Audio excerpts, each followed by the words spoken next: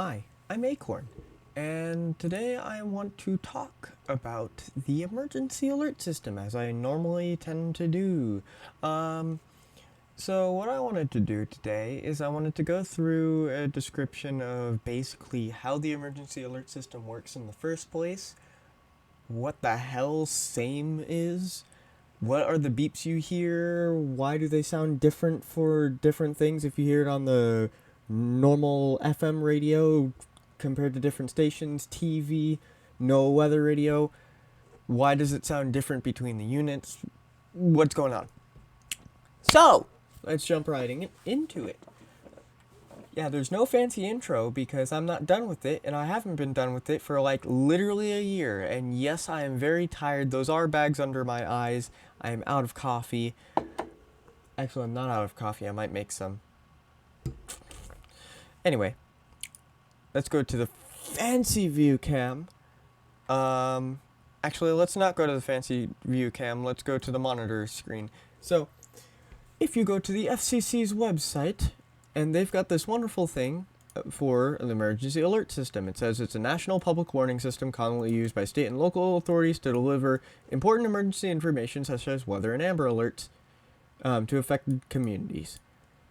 Used by television, broadcaster, radio, XM, satellite. Fancy. FEMA is responsible for any national level activations and tests, and then they've got a whole bunch of archives of what they do with it and stuff. And yeah, FEMA is a big part of the emergency alert system. They handle a lot of WEA and CAP, and they do handle the spec. But you can go deeper into the wonderful world of Wikipedia, which I know teachers out there will say, Wikipedia is not a great source. Wikipedia is perfectly fine. It is actually a very amazing source of information. Use it. So you can see front end to IPAWS, which IPAWS is pretty cool. Uses Common Alerting Protocol, WEA. I don't see any information about it using. Point is, yeah, primary entry point, 77 radio stations, communication links, EAS header, SAME header. What is this stuff? IPAWS. What is this stuff? So this is where we talk about SAME. What is SAME? What is specific area message encoding SAME? You can go to Wikipedia and there's also a thing, and it's got this huge wonderful thing about like different event codes, what they are, warning watch. What does it mean? So the best information to actually find out this information is noweatherradio.org, where they actually have this huge thing about using SAME.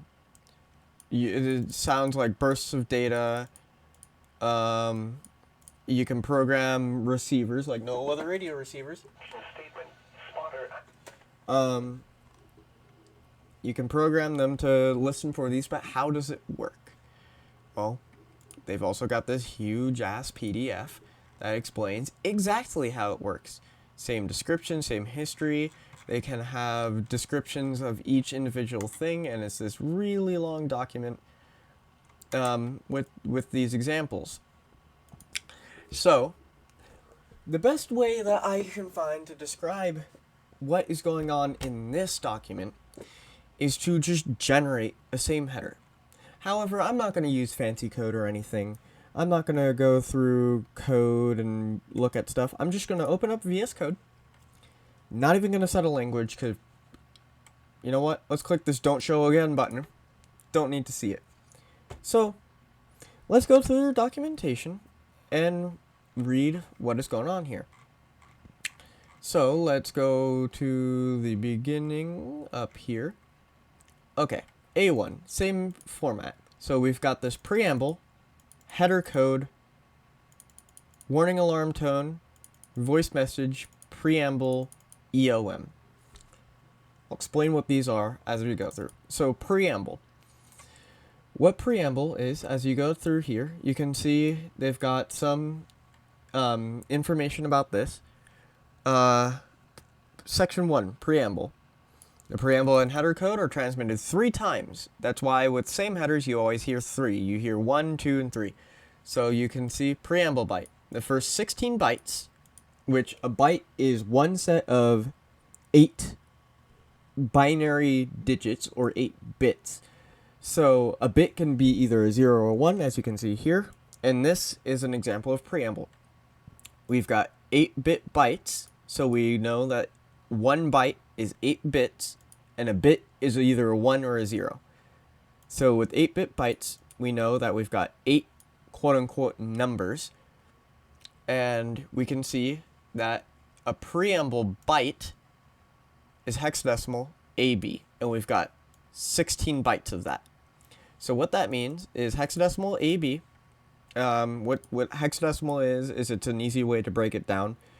So you've got 0 through F, which 0 would be constituted, hexadecimal is 4 binary digits, so 4 bits. So a hexadecimal 0 is 0, 0, 0, 0, and a hexadecimal F is 1, 1, 1, 1. So if you go through this and you count in binary, you'll find that A, hexadecimal A, is 1, 0, 1, 0, and hexadecimal B is 1, 0, 1, 1. So that is 1 byte of hexadecimal AB. 1 preamble byte, because preamble is hexadecimal AB. So we've got 16 of those. So literally, to make preamble, you just gotta copy it and paste it 16 times, right? Not so fast. EAS does this wonderful thing, as you can see here, where it says least significant bit sent first. Least significant bit, or LSB, is a way of sending data which the significant bit is basically the highest number. So with binary, you can count in binary the same way you can count in decimal, or 0 through 9, which is called decimal. But in binary, you only have 2 numbers, 0 and 1. So what happens if you hit 2? 2 doesn't exist. So if you have 0, you add 1 to 0, you get 1, right? You add 1 to 1, can't go to 2. So you go to 10. Oh, not 140. You go to 10. Because just like in decimal, when you hit 9 and you add 1 to 9, you don't get some extra number, you get 10. You carry the 1. You can't go to 2 in binary, so you carry the 1. This is actually 2 in decimal, but it looks like 10. But we're counting in binary. So if you've got a character 1111 1111, this is also known as hexadecimal FF. You can think of this as each number has basically a place. Kind of like how you've got the ones place, the tens place, the hundreds place, same thing. But in binary, each number is a number before it times 2, essentially. So the first place is your ones place. So you've got 1, then you've got the second place is your twos place. Then the third place isn't your hundredths place. It's your fourths place. So basically, you do 1, 2, 4, 8, 16, 32, 64, and so on. So with this, if you multiply this by each of these, so you've got your ones place, so you've got 1, then you've got 2, then you've got 4, 8, oop, nope, not 47, 8, 16, 32, 64, so 1, 2, 3, 4, and then 128. Now, if you were to continue counting, you'd see 256. Well, we don't have a 9th number in our binary digit, so in our binary byte, we only have 8. So we can count maximum to 255. But this number right here is our most significant bit. Because this one, if we just set this one to 1, so set all the other ones to 0, that bit, just by itself, is more significant than all the other bits. because if we add all the other bits together, it does not equal that one. It equals one less. So that is our most significant bit. So if we send the data, let's say we want to send 128, which in binary is 1 followed by 7 zeros. I think that's 7 zeros. No, that's 6 zeros, 7. So if we follow 1 by 7 zeros like this, that is 128 in binary. However, this is sent most significant bit first. 128 is that first bit because that is the greatest significant bit or most significant bit. MSB, most significant bit. However, we can also do something in binary called sending least significant bit, which is basically taking this, and flipping it. So now, instead of this number being, I don't know how to keyboard today. There. Instead of this number being our most significant bit, now this number is our most significant bit. We have flipped it. Our least significant bit, which on here is 1, which is a 0, that is our least significant bit, is now all the way over here. That's our least significant bit. We sent least significant bit first, LSB. So, in SAME, in specific area message encoding, you can see for all bytes, the least significant bit is sent first. So, LSB. We are sending data LSB. So, if we've got a hexadecimal byte AB, 10101011, we are sending least significant bit first, which means that we can't actually send it like that. We have to send least significant bit first, which means that we have to take the least significant bit, which is all the way down here, and put it first. So, in reality, it is 11010101. Now you can take that and copy it 16 times. 4, 8, 16. There you go. That is a preamble byte. Or 16 preamble bytes. I believe that's 16 preamble bytes. Let's see. 1, 2, 3, 4, 5, 6, 7, 8. Yep, that's 16 preamble bytes. Right there. So there's your preamble in binary. Well, how do we change this? Well, before we get into that, now we've got our preamble. Now what we've got to do is we've got to generate the rest of the data, because we can't just send a preamble. The preamble just says, hey, data's about to start. Listen here. So we've got to find out how to actually send the data. Note that now we know that everything is being sent least significant bit first. This information right here will come into a second. So now we can see we've got our headers. So we see that we're sending it with ASCII, which is a standard text. So basically everything here you can type in the terminal, which is perfectly fine. And you can see that every byte here, each header in EOM data transmission consists of a series of string of 8-bit bytes, similar to standard serial communications. No start, no stop, no parity. Which none of that really makes sense, except all you need to know is we're taking normal text and converting it into binary. And if you scroll down here, you can see a message format with the symbol thing. We've got this wonderful thing called ZCZC. ZCZC is what we commonly refer to as like a start characters. Same with NNNN, as you can see down here. This is known as the EOM. This tells our encoders or decoders to stop listening. This code here, the ZCZC, tells it to start listening. And every bit of data after this point is data we want to capture. So, what do we do with this? Well, we've already got our preamble over here. So now what we got to do is we've got to convert something that looks like this string into binary. Simple. Except we've got to do at least significant bit first, which makes it a little bit more complicated, but it's not that bad. I'll show you an easy way to do this. So you've got some explanations of what each section of this is, which we will go over. But first, we've got to find a way to just convert this into binary. So the easiest way that I know how to do that is to go to this wonderful website called Xlate, or if you Google it, it is known as Translator Binary. Translator comma binary, because, you know, I don't know.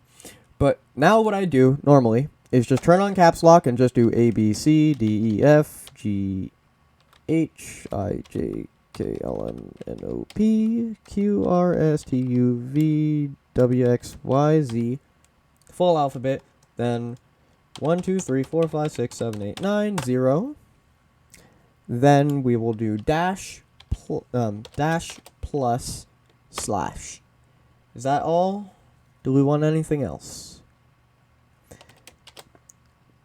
Question mark, because that sometimes comes in it. Oh, and space.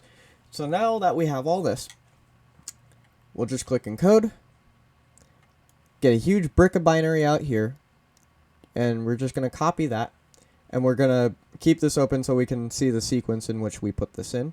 We'll just go back into here, and we'll paste this. I'm just going to Control F by spaces and replace them with /n, which is, turn caps lock off, /n. So now we've got our wonderful list of binary here. What we will do now is we'll correspond them with whatever character we put. So we'll just put -A. I'm just going to really quickly Control F.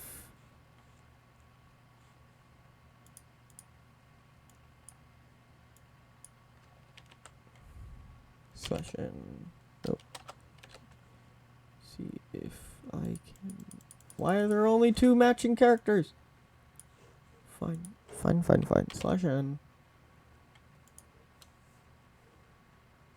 What?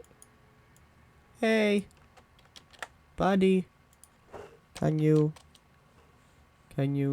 do the matchy thing? Control F. No results. Why are there no results? You're not liking me today. Okay. Fine then. What we'll do is we'll go back to before we did that, and we're gonna do find space, and we're going to replace with /a space. Enter. No, other way around. I want the space to be after the A. There you go. Good enough. So now, what I can do is just substitute each of these. F, G, H, I, J. Time consuming, but this will save you time. L, M, N, O, P.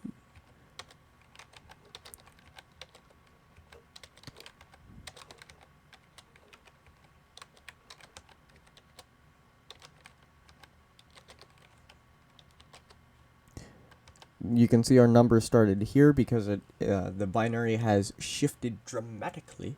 So we can do 1, 2, 3, 4, 5, 6, 7,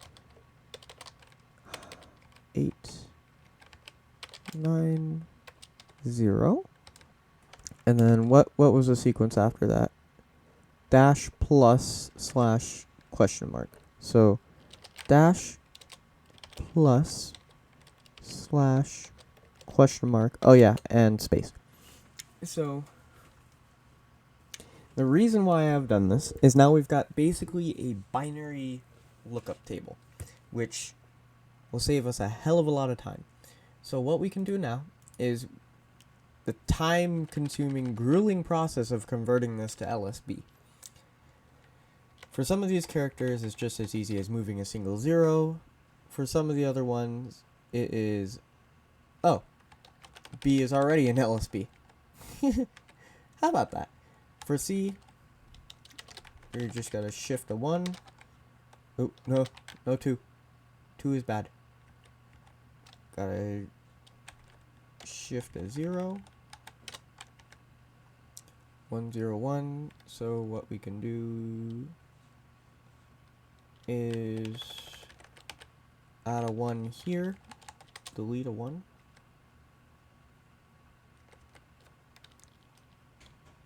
Shift this one over here. Oop. We've got 1 too many zeros. There we go. So basically, I'm just going to do this real quick. I'm going to pause recording, and then whenever I'm done, it's just shifting all these to LSB, which means just taking that bit, that byte, and flipping it. So I'll be right back, because this is the really annoying, the time-eating process of this. But when you're done, trust me, this will make your life much easier. Alright, we're back. So, I just spent the time flipping all these to LSB, and I'll explain to you why in a second.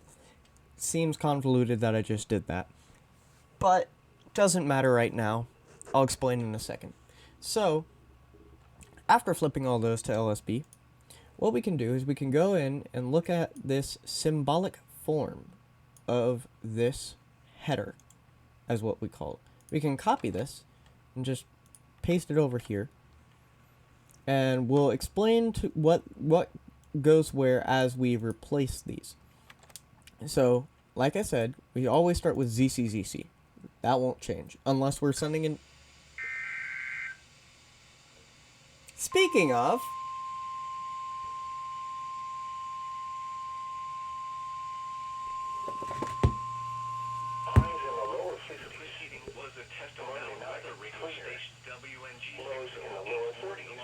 that's WNG 608.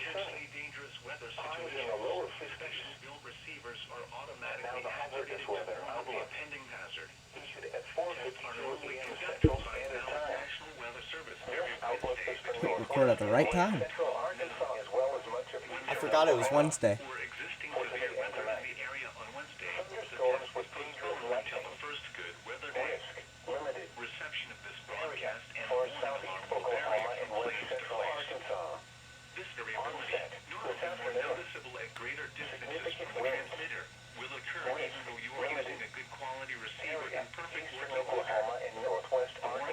Are you going to go beep?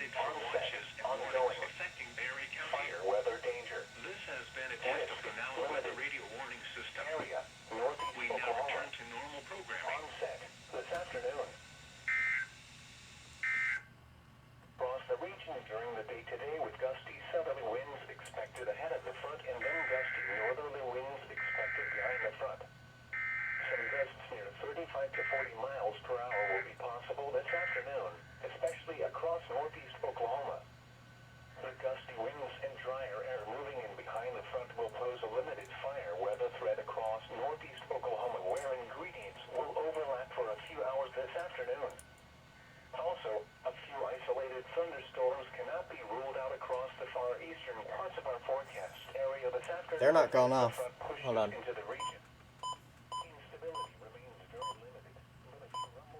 I'm gonna turn that down, because they will go off.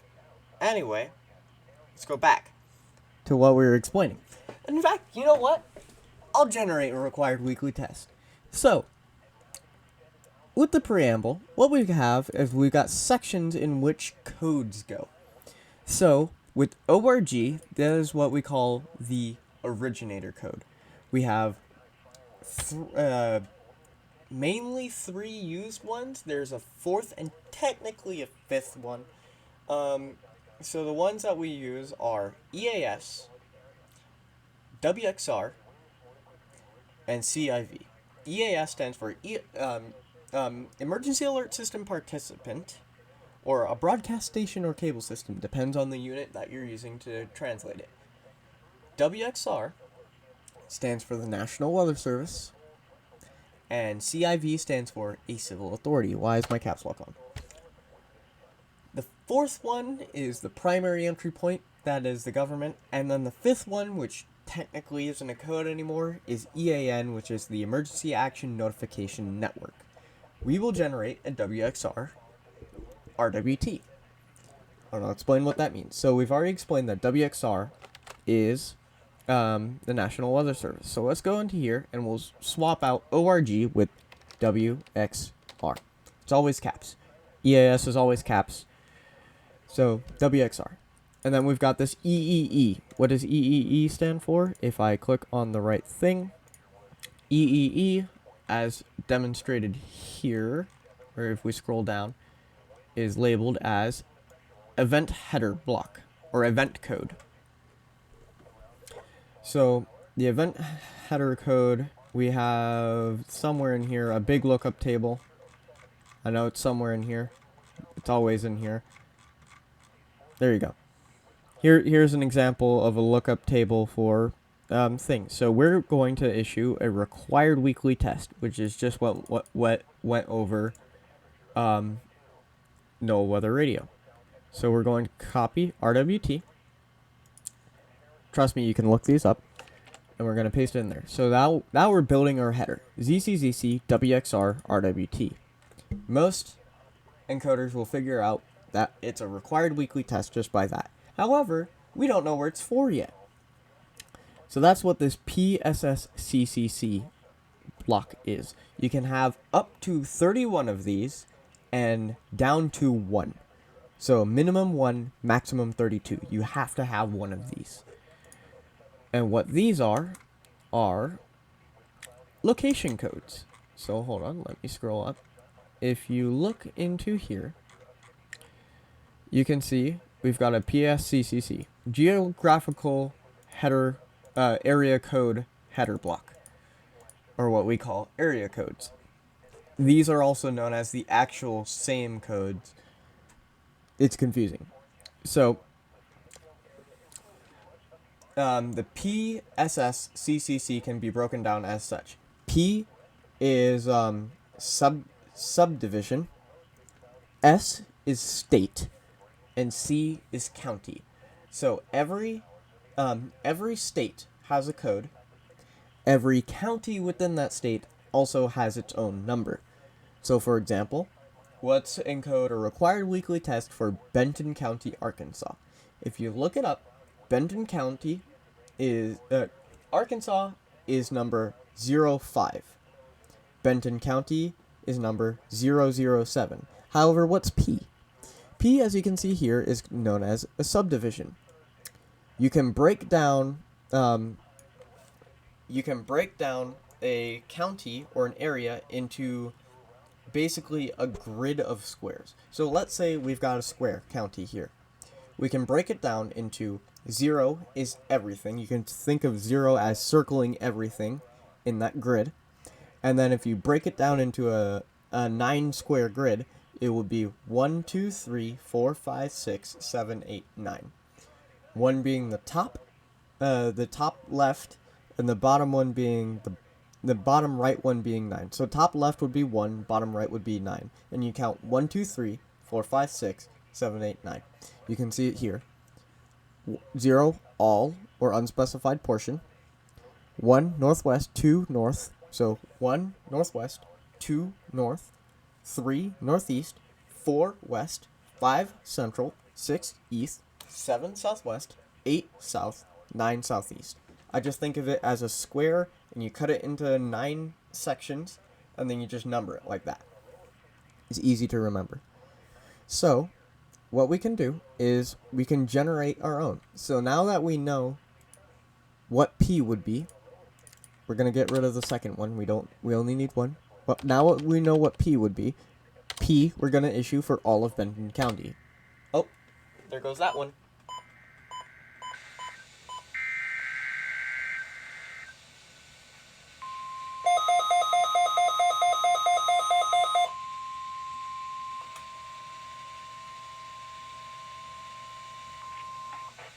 Live voice.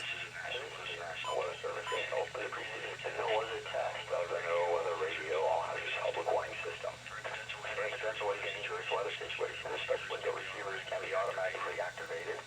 Apply the signal to warn of impending hazard. Testing the signal and the receiver's performance are normally conducted by the National Weather Service each Wednesday between the hours of 10 a.m. and 12 noon local time.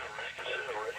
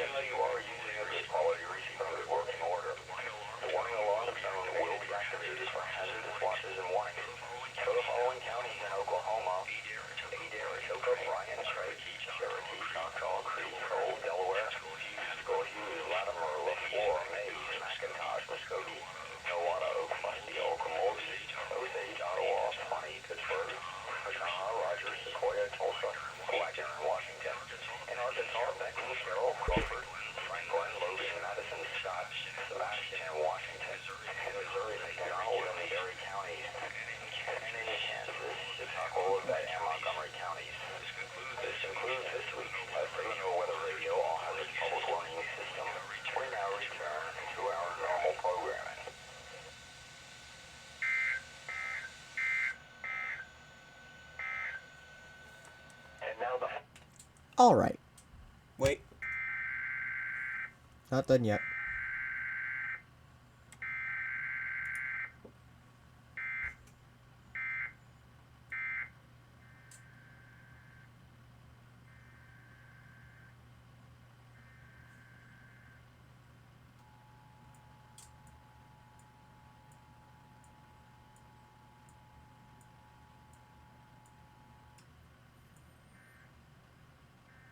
I don't know why my stage is going off for that. Anyway, back to what I was saying. Alright, so now that we know the subdivision that we want to do is all, we can put in 0. Now for state code, as I said before, just by off the top of my head, Arkansas is 05 via state code. You can look yours up. There's usually a table somewhere. 05 is Arkansas though. And CCC, that is your county location. There can be up to 999 counties. Never will be, but can be up to that many counties. However, good rule of thumb, every county in Arkansas, and not in Arkansas, in the United States, uses an odd number county. So you'll have 1, 3, 5, 7, 9, so on and so forth. So for example, Benton County, Arkansas is code 007. So that tells you what our location code is, 005007. Like I said, you can have up to 30 of these, 31, but we're not going to go that. Now we've got a plus. What does that mean? Forget it. It does matter that it's there, but that this is where we separate the end of the location codes with the timestamp, and that's what TTTT is. What do you think TTT is? Well, it's better to label this as HHMM, because what this is the expiration timestamp. So how long is it in effect for? So every RWT that should be issued correctly is for 00, so no hours, 15. No hours, 15 minutes. 15 minutes total. So if you are under 1 hour, you increment at 15 minutes. So you can have 00, so expires immediately. 15. Then 15 minutes, 30 minutes, 45 minutes, then you have 1 hour. And after 1 hour, you increment in 30 minutes. So there's no 1 hour, 15 minutes. It's only 1 hour and 30 minutes. So, for an example, the best way to count this is you start at 0, you go 0, 15, 30, 45, 1 hour. 1 hour 30, 2 hours. 2 hour 30, 3 hours. 3 hour 30, 4 hours, up to theoretically 99 hours, 30 minutes, but the EAS spec tells you to stop at 6, because it normally does. So we're going to issue for 15 minutes. That makes sense, because we're issuing a WXR RWT. So, now what is this weird block? This is the most annoying one for me, because it actively has me look up information. So this one, JJHHMM. Oh, we've seen HHMM, hour, minute. Just right here. It's not the same thing, though. This is issuance time. And this is done in UTC, or Universal Standard Time. So basically what we have to do is we have to look up our time in Universal Time, which it does not show up on this screen, but on my other screen, I have it. It is currently 17:17, which, yes, this runs in 24-hour time. So if we're going to issue it for right now, I know the time's going to increment past year. We're going to put in 17:17. I'll probably increment this minute or hour, however long this video takes. But now for the annoying part, the JJJ. What is J? J is probably the most annoying thing because it is known as the Julian date. So there's several ways you can show up a date. You can do it in month, day, month, year. But you can also do it as the day of the year. What are you talking about, the day of the year? Basically, take every number, every day in a year, and start it at 1, and just count all the way up. So, currently it is November 17th, 2021. So that means that I'd have to look up what day of the year it is. Or I can cheat by going into some kind of program here, going to EAS Log Central, which is where I am, and just grabbing that required weekly test and seeing that it is currently 321. Not everybody can do that, but you can usually Google it, but that's the easiest thing I'm going to do because I'm lazy. So we now know that the Julian day of the year is 321. So November 17th, 2021 is 321. If you start in January, January 1st is 1. January 2nd is 2. January 3rd, you guessed it, 3. What is January 7th? Hard to guess. I'd say it's 7. Just count. It's generally easy to find out what day of the year it is until you start getting to around halfway through the year. Then it gets annoying. But I just tend to look at my encoders. I already know what it is and just go off that. And then LLLL can be anything you want. This is what we call the timestamp. So, well, there's 2 timestamps. You've got the expiration timestamp and then the origination timestamp. This one tells it when it was sent. This one tells it whenever it expires. Then you've got the oh, what this is call sign. This can be anything you want. However, since we're emulating a WXR RWT for my local area, I'm within Tulsa's issuance area. As you heard, the National Weather Service office in Tulsa. So that means that the call sign for NWS office in Tulsa is K, then your office name, short name for your office, dash NWS. So, since I'm in Tulsa, Tulsa is TUL, as you could, TSA, sorry. So, in that case, we go KTSA / NWS. There's your office name.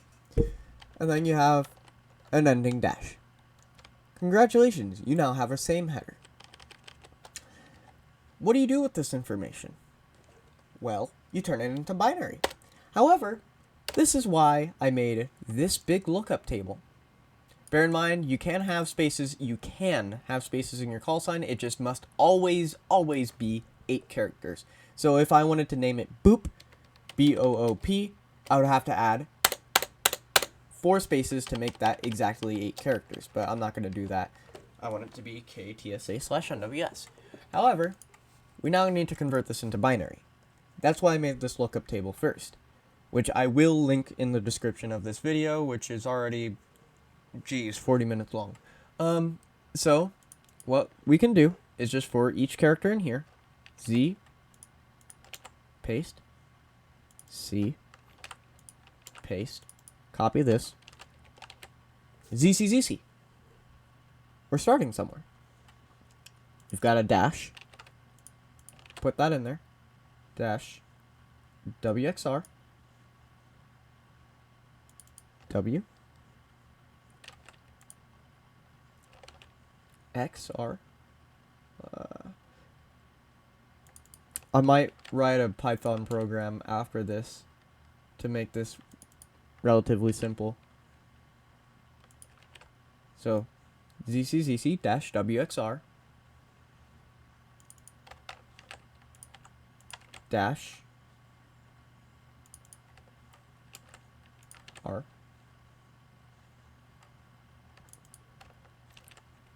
W T. So I'm going to pause here. You get the basic idea. You basically just have to copy this with the binary characters you have. So I'll be right back after I'm done creating this header. Alright, I'm back. And this is our completed header. We've got ZCZC, which if I highlight it, should be able to see VS Code highlighting the other set. So ZCZC, and then it just builds up. So now using this information, we've got our header. we just add this to our preamble byte, which I'll put my header right there, and I'll just copy my preamble byte and put it at the beginning of the header. There you go. That's it. We've got an emergency alert header. Now, here's one issue. Those are numbers. Those aren't beeps. So, how are we supposed to convert those numbers to beeps? Well, that's where we go back to the documentation and scroll up a little bit. Because if you read the documentation, you'll see that it's got this table right here. The data rate is 520.83 bits per second. Logic 0 is 1562.5 Hertz. Logic 1 is 2083.3 Hertz. Mark and space bit periods are equal at 1.92 milliseconds.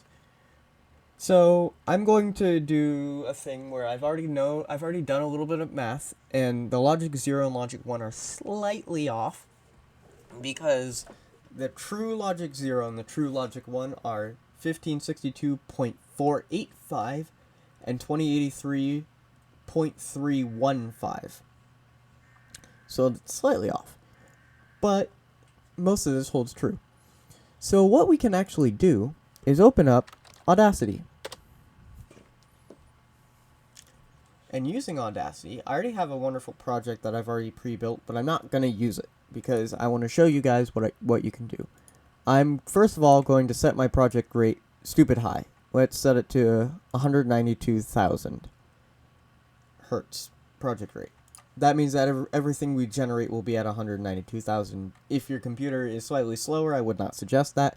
My computer is honestly pretty slow. I mean, you can see that my camera is lagging out just recording this. So, honestly, I would not suggest it, but yeah. So now what we can do is generate tone. Look, I've already got it loaded up. 1562.485. We want to generate a sine wave. And for this, let's generate milliseconds. We can't go to 1.92 milliseconds, but we can go to 2. So we're going to generate at 2. And the best thing to do is just zoom in on your waveform, look at the last time it crosses 0, and just from there, everything past this point, delete it. Now we've got one. I'm going to amplify that to max. Now we've got 1 bit of 0. I'm going to change this name to 0. I did not mean to name it 0 audio track.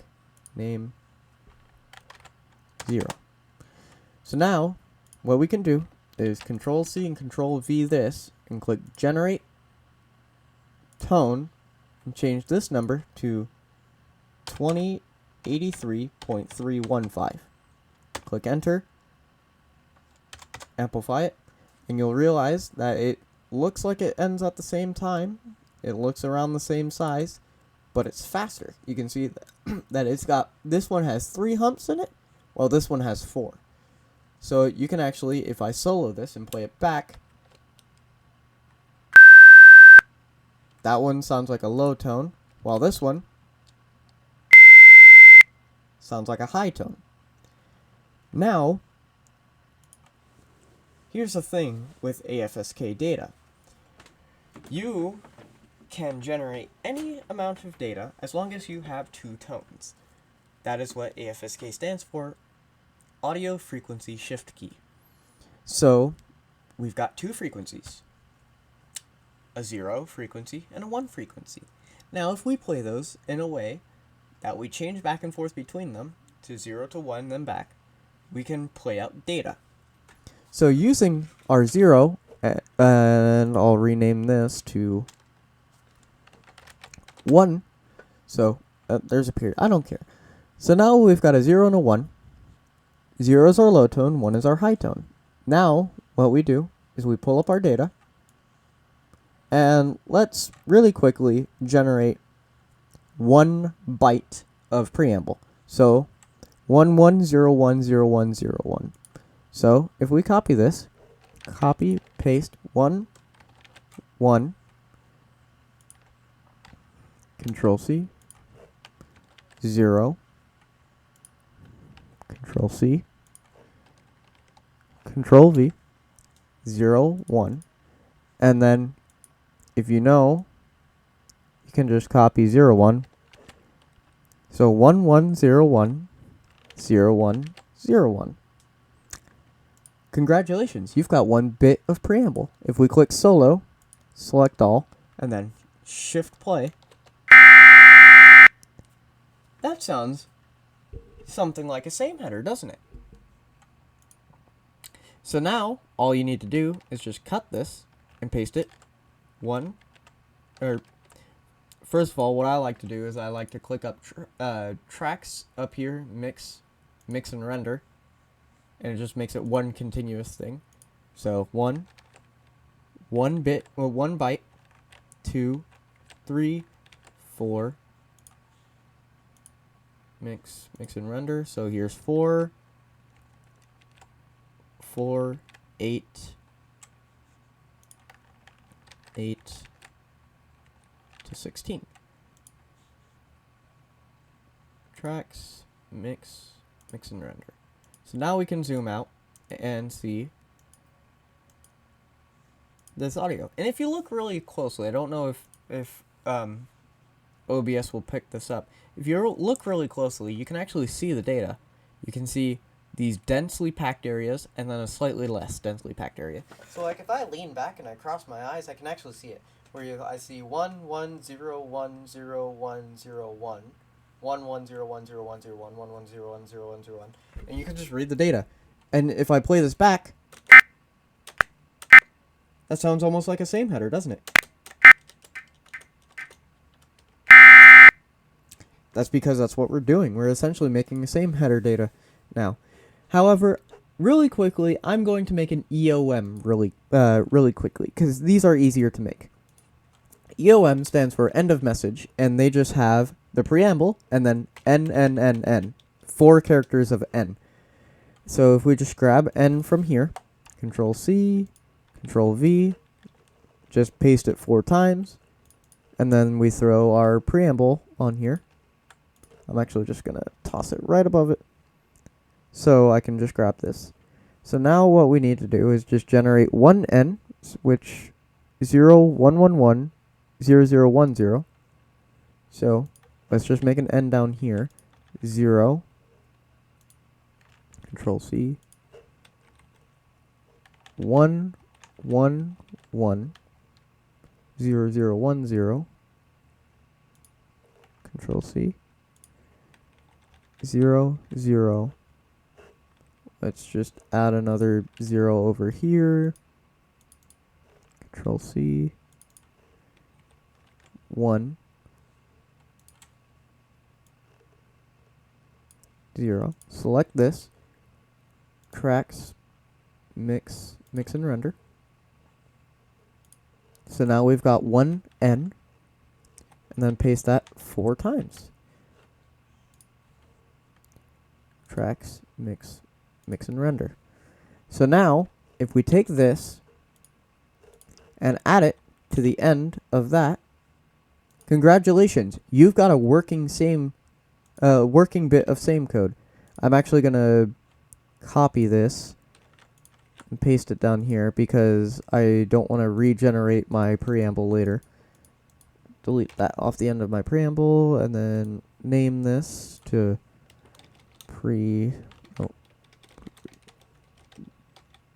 name it to preamble, and then we can name this one to EOM. EOM, end of message. So if we solo this and play it, Audacity is weird with playing back on Linux, so I'm gonna have to generate silence for 250 milliseconds at the beginning, and then 250, 500.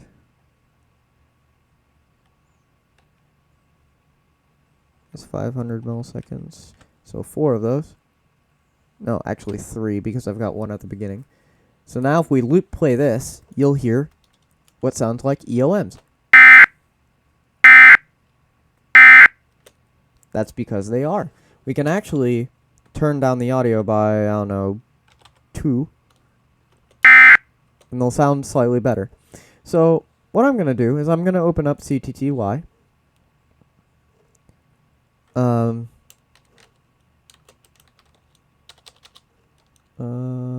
Dot wine slash drive C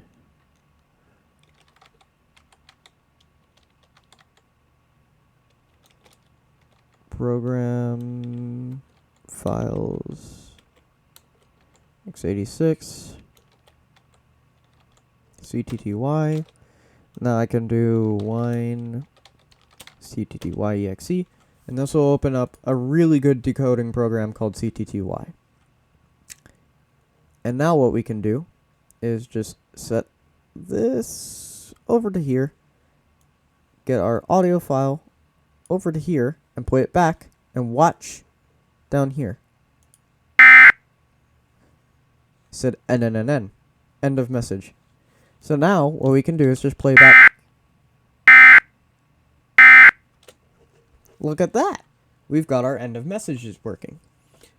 So now we know that we can create decodable data that units can actually read. So now is a long and grueling process of actually converting this to, converting this huge brick into that. And what I generally do is I actually generate this table in the audio. So let's see if I actually have this pre-generated. Open.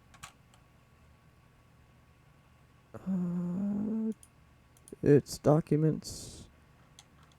Don't mind the name of this file. I was working with a friend who kept telling me to get this one set up, and I just told him to fuck off. So now, this is a rather large project of, at the bottom, you can see we've got 1 byte, so hexadecimal FF of mark, which is, mark is 1, space is 0. So we've got 1 byte of mark, 1 byte of space, 1 preamble byte, and then every single character. Every single character 1 through that. I don't actually have slash or question mark, so we might just generate those really quickly. So let's do that really quickly. Well, really quickly, really quickly, I'm just gonna amplify all of these to max. That way, this just makes my life slightly easier. And let's look at this real quick. And I need to generate slash and question mark, these two. So 11110100. So 1111. Oh, 1111. I gotta zoom in here. 1111. 0100. Control C. 0100. Control C. I can click that button to shift it and join them.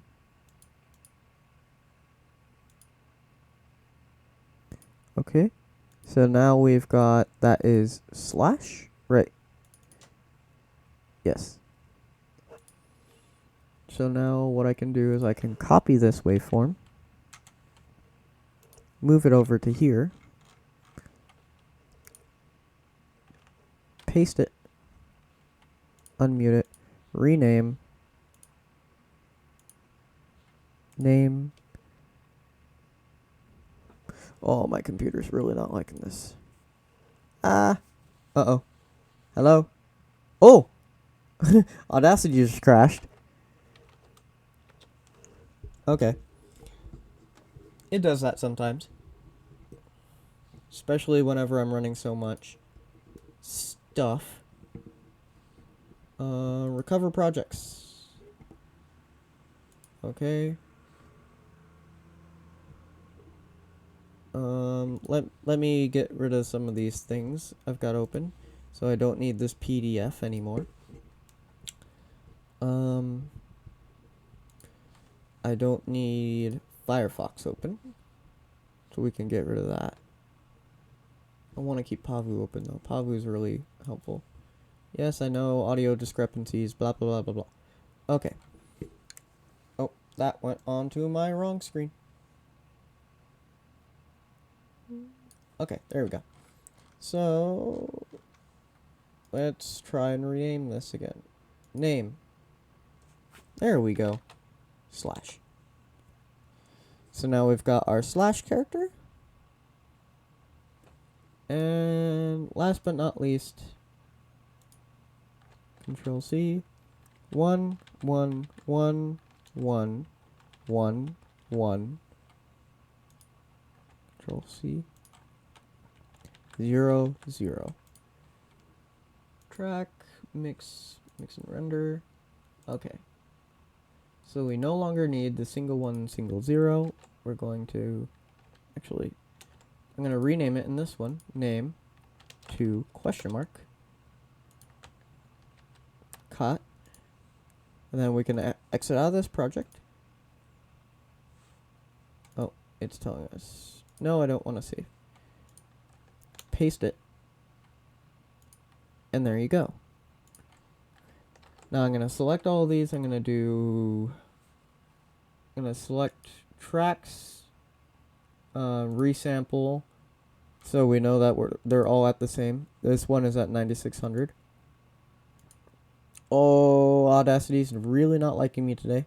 There we go. They've all been resampled to 9600, and then we'll turn them down by 3 decibels.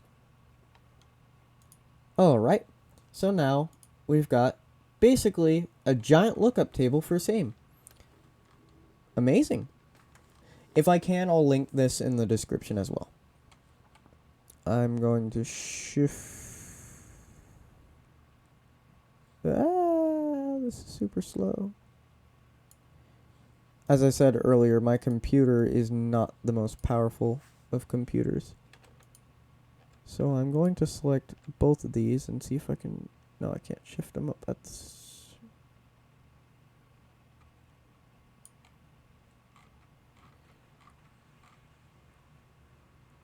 Oh. This is a really big project for me to have open. And then you add on the fact that I'm recording in OBS.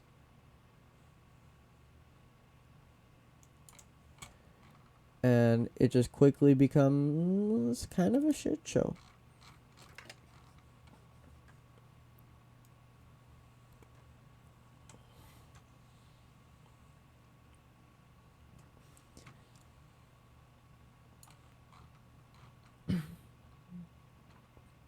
We're almost there. Come on. Come on. Alright. So now, we've got a big lookup table of FIPS codes. Let me save this really quickly. So now what we can do with our big lookup of FIPS codes is just build up an alert. So what we're going to do is we're going to take our preamble bytes, paste 16 of them. 1, 2, 3, 4, 8, 16. Oh wait, no. We've got 8. Copy 16. So now we've got 16. There's our preamble.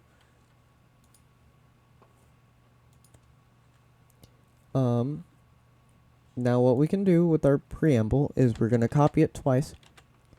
So one for EOM, which we can make right now, just by copying N, Control C, just adding 4 of those on. 1, 2, 3, 4. Track, mix and render. We'll rename this to EOM. And then solo this one. Real quick, I'm gonna mix and render this one. Tracks, mix and render. So we've got one solid preamble, brick, and then we're gonna start building the header. This is another one of those grueling long processes, but it works out over time. Z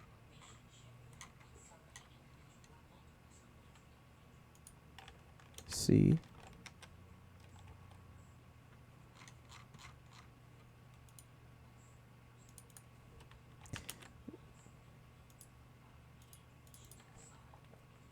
Z C Z C.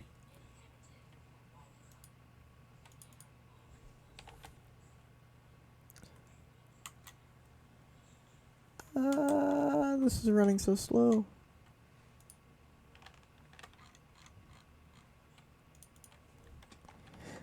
Dash.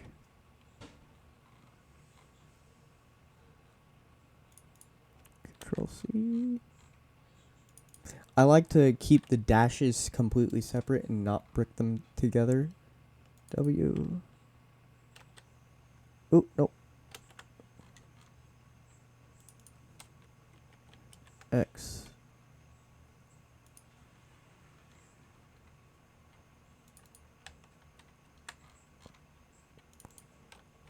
R.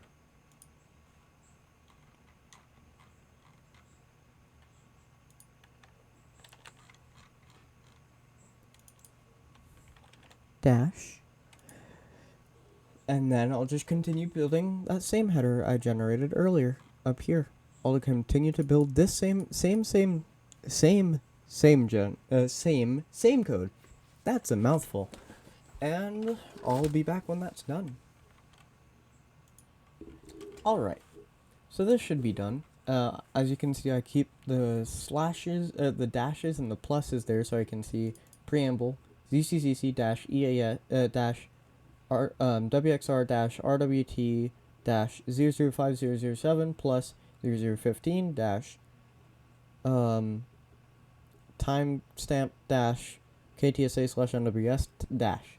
So now what we can do is we will generate silence for 250 milliseconds, put at the beginning. Same with the EOMs. And then we'll generate 3 of these. Put these at the end. So now what I can do is I can select this, do tracks, mix and render to one big brick, and then I'll also click it here on the EOMs. Control C, Control V, Control V.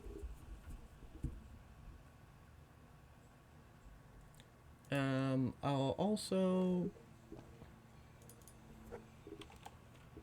generate silence for another 250 mils there, and then put our EOMs here. 1, 2.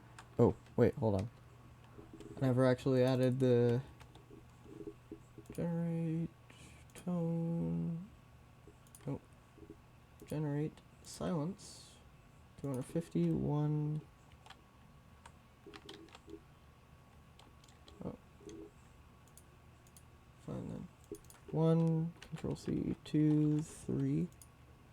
Combine them really quickly. Get our EOM here. And we'll just throw them in. 1, 2, 3. That should be it. Of course, I'm gonna extend our wait time a little bit. And with that, I should be able to open up CTTY again.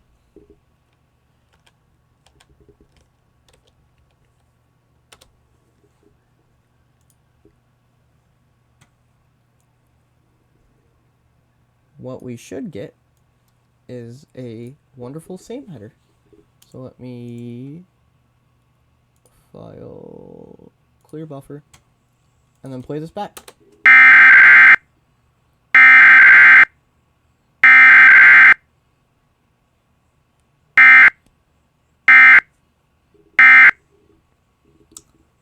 It sounded just just normal. And then if you check this here, look, it decoded it properly. This is a voice message. Double click to hear it. Proper decode. Now, there is one thing that you may have realized, that this does not sound like it did earlier over the radio. That's because the NWS headers, properly from NWS, have, I believe it is 3 bytes of low tone. So 3 bytes of 0 at the end. Who told you you could go off? 3 bytes of 0 at the end. So, if we undo this, to the point we have 1 EOM, 1 header. Oh, I want to put that there. Zoom into it. And then, shush. We're going to take this space byte, Control C. We're just going to add 3 to the end. 1, 2, 3. Same with the headers. 1, 2, 3. CTTY will still decode it, but now it will sound like proper NWS headers. Control V, Control V. Hold on, my alarm's going off. Shush.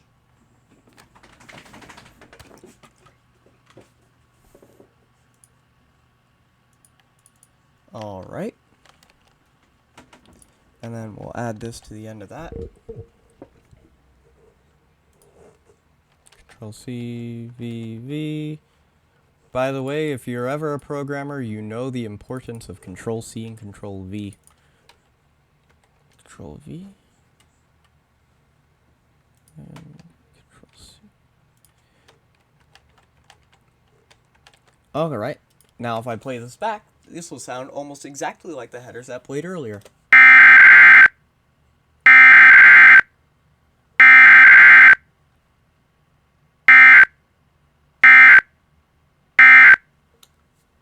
Simple as.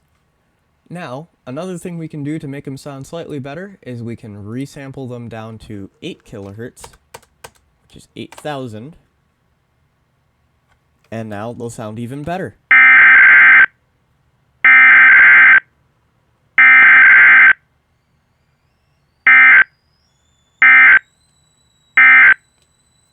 And that's how you can generate same tones in Audacity. It's simple. That's the noise of somebody else having a teapot go off. So let me save this. Save project, save project. And that's essentially that. So now, have fun with your 1 hour and 9 minute video. And I'll see you next time, I hope. Next time I'll probably do a better description of how to decode this, or how to write a simple Python script to generate said same tones. But that's for a different time. We're already 1 hour and 9 minutes into this, and you know, I think it's lunchtime. It's 12:02. Yeah, it's lunchtime. So I'm gonna grab a cup of coffee, and I'll see you later.